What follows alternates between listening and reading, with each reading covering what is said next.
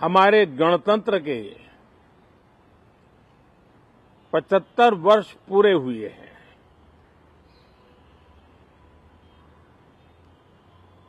और ये हर देशवासी के लिए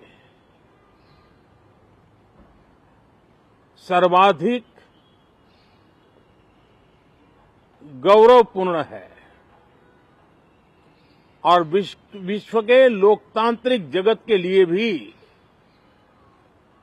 भारत का ये सामर्थ्य अपनी एक विशेष स्थान बनाता है कि देश जब आजादी के 100 साल मनाएगा तब विकसित होके रहेगा।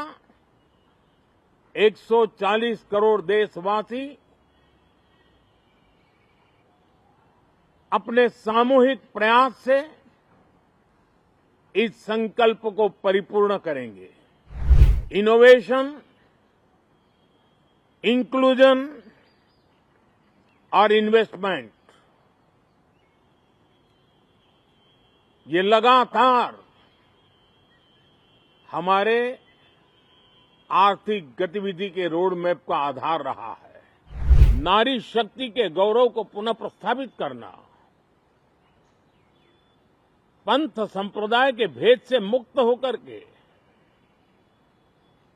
हर नारी को सम्मानपूर्ण जीवन मिले, उसको भी समान अधिकार मिले, उस दिशा में इस सत्र में कई महत्वपूर्ण निर्णय लिए जाएंगे।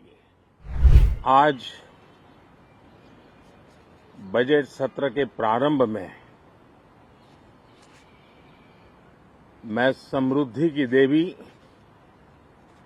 मां लक्ष्मी को प्रणाम करता हूं।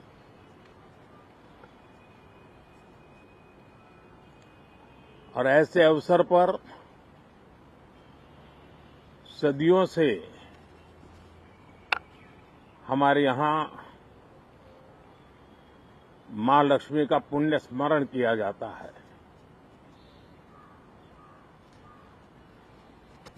सिद्धि बुद्धि प्रदे देवी, सिद्धि बुद्धि प्रदे देवी, भुक्ति मुक्ति प्रदायिनी, भुक्ति मुक्ति प्रदायिनी, मंत्र मूर्ते सदा देवी, मंत्र मूर्ते सदा देवी, महालक्ष्मी नमोस्तुते, महालक्ष्मी नमोस्तुते। मां लक्ष्मी हमें सिद्धि और विवेक देती है, समृद्धि और कल्याण भी देती है। मैं मां लक्ष्मी से प्रार्थना करता हूं कि देश के हर गरीब एवं मध्यम वर्ग समुदाय पर मां लक्ष्मी की विशेष कृपा रहे। साथियों, हमारे गणतंत्र के 75 वर्ष पूरे हुए हैं।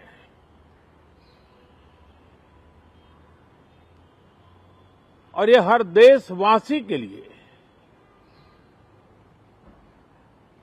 सर्वाधिक गौरवपूर्ण है और विश्व के लोकतांत्रिक जगत के लिए भी भारत का ये सामर्थ्य अपनी एक विशेष स्थान बनाता है। साथियों, ये देश की जनता ने मुझे तीसरी बार ये दायित्व दिया है और इस तीसरे कार्यकाल का ये पहला पूर्ण बजट है।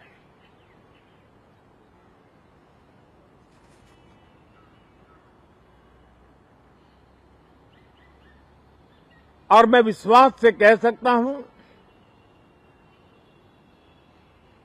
कि 2047 जब आजादी के 100 साल होंगे, विकसित भारत का जो संकल्प देश ने लिया है, यह बजट सत्र, ये बजट एक नया विश्वास पैदा करेगा, नई ऊर्जा देगा कि देश जब आजादी के 100 साल मनाएगा तब विकसित होकर रहेगा। 140 करोड़ देशवासी अपने सामूहिक प्रयास से इस संकल्प को परिपूर्ण करेंगे। तीसरे टर्म में हम मिशन मोड में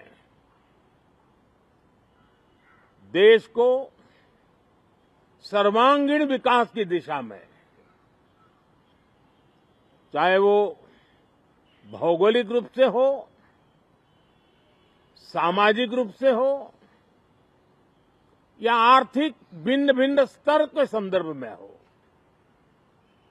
हम सर्वांगीण विकास के संकल्प को लेकर के मिशन मोड में आगे बढ़ते जा रहे हैं। इनोवेशन, इंक्लूजन और इन्वेस्टमेंट, ये लगातार हमारे आर्थिक गतिविधि के रोड मैप का आधार रहा है। इस सत्र में हमेशा की तरह कई ऐतिहासिक बिल पर सदन को चर्चा होगी और व्यापक मंथन के साथ वो राष्ट्र की ताकत बढ़ाने का काम करने वाला कानून बनेंगे। विशेषकर नारी शक्ति के गौरव को पुनः प्रस्थापित करना, पंथ संप्रदाय के भेद से मुक्त होकर के हर नारी को सम्मानपूर्ण जीवन मिले, उसको भी समान अधिकार मिले, उस दिशा में इस सत्र में कई महत्वपूर्ण निर्णय लिए जाएंगे। रिफॉर्म, परफॉर्म एंड ट्रांसफॉर्म, जब विकास की तेज गति को प्राप्त करना होता है तो सबसे ज्यादा बल रिफॉर्म पर रहता है। राज्य और केंद्र सरकार ने मिलकर के परफॉर्म करना होता है और जन भागीदारी से हम ट्रांसफॉर्मेशन देख सकते हैं। हमारा युवा देश है, युवा शक्ति है और आज जो 20-25 साल की आयु के नौजवान हैं, जब वो 45-50 साल के होंगे तब वो विकसित भारत का सबसे बड़े बेनिफिशियरी होने वाले हैं। उम्र के उस पड़ाव पे होंगे, नीति निर्धारण की व्यवस्थाओं में उस जगह पे बैठे होंगे कि वे गर्व के साथ आजादी के बाद जो शताब्दी शुरू होगी, एक विकसित भारत के साथ आगे बढ़ेंगे। और इसलिए ये विकसित भारत के संकल्प की पूर्ति का प्रयास, ये अथाग मेहनत, आज जो हमारी हमारे टीनेजर्स हैं, हमारी युवा पीढ़ी है, उनके लिए ये एक बहुत बड़ा तोहफा बनने वाली है। जो लोग 1930 में 42 में आजादी के जंग में जुट गए थे, पूरी देश की युवा पीढ़ी खप गई थी आजादी के जंग में, और उसके फल 25 साल के बाद जो पीढ़ी आई उसको नसीब हुए। उस जंग में जो नौजवान थे उनको नसीब हुए। आजादी के पूर्व के वो 25 साल आजादी के जश्न मनाने का अवसर बना। वैसे ही ये 25 वर्ष समृद्ध भारत, विकसित भारत, ये संकल्प से सिद्धि और सिद्धि से शिखर तक पहुंचने का देशवासियों का इरादा। और इसलिए बजट सत्र में सभी सांसद विकसित भारत को मजबूती देने के लिए अपना योगदान देंगे। विशेष करके जो युवा सांसद है उनके लिए तो सुनहरा अवसर है, क्योंकि वो आज सदन में जितनी जागरूकता, जितनी भागीदारी बढ़ाएंगे और विकसित भारत के जो फल है वो तो उनकी नजर के सामने देखने को मिलने वाले हैं। और इसलिए युवा सांसदों के लिए एक अनमोल अवसर है। साथियों, मैं आशा करता हूं कि हम देश की आशा आकांक्षाओं के इस बजट सत्र में खरे उतरेंगे। साथियों, आज एक बात आपने जरूर नोट की होगी, मीडिया के लोगों ने तो जरूर करनी चाहिए। शायद 2014 से लेकर अब तक शायद ये पहला पार्लियामेंट का सत्र है कि जिसके 1-2 दिन पहले कोई विदेशी चिंगारी नहीं प्रगटी है। विदेश में से आग लगाने की कोशिश रही हुई है।